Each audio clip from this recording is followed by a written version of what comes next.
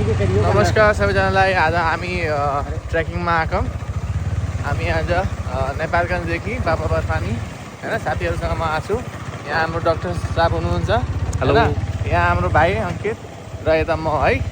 नमस्ते सबैजनालाई। म हजुरले यस्तै गरी बाटो र हाम्रो ट्रेकिङको यात्रा देखाउँछु है। यो कस्तो राम्रो नेचर है। बाटो हेर्नुहोस् कस्तो शीतल रहेछ यहाँ। यो हाम्रो भाइ पछाडिबाट आइरहेको छ। हेर्नुहोस् कस्तो राम्रो बाटो छ होइन। मौसम पनि शीतल छ। आज हामी सबै बाबा बर्फानीजीको दर्शन गर्न गइरहेछौँ होइन।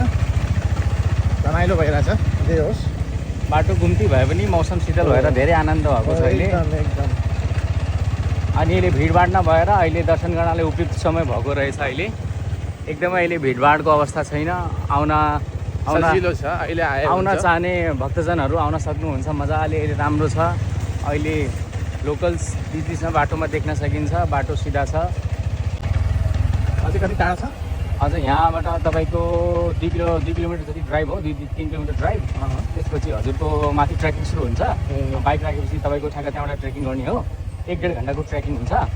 अनि माथि गएर एकछिन बस्ने जति हुन्छ जस्ट ट्रेकिङ। अनि नेपालगञ्जबाट हजुरको धेरै चाहिँ टाढा डिस्टेन्स पनि छैन। साथीहरूसँग 3-4 जना ग्रुपमा आउँदा चाहिँ रमाइलो। अनि यहाँ बाटोमा चाहिँ अलिकति के हुने रहेछ भने अलिकति कच्ची बाटो भएर मौसम हेरेर आउँदा चाहिँ बेटर होला क्या। पानी परेको बेला चाहिँ नआउने। अनि मौसम हेरेर आउँदा अनि आफ्नो खानेकुरा अलिअलि बोकेर आउँदा राम्रो। अनि फोहोर चाहिँ नगर्ने। जङ्गल यहाँ चाहिँ फोहोर चाहिँ नगर्ने है। नगर्ने। सबैजनाले राम्रो छ। हाम्रो रमाइलो गर्नुहोस्। आउने बेला दर्शन गर्नुहोस्। धार्मिक स्थल हो। बाटो चाहिँ अहिले अलिकति अफरोड भयो।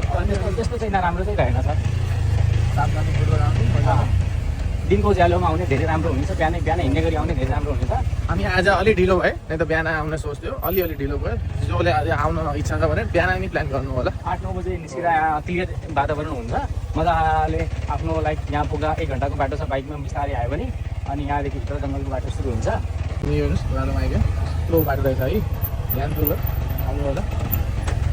तर रमाइलो हुन्छ है। एकदम आउनुलाई विजिट गर्नु होला। ओह्रालो बनाएर सिधा छोड्ने हो।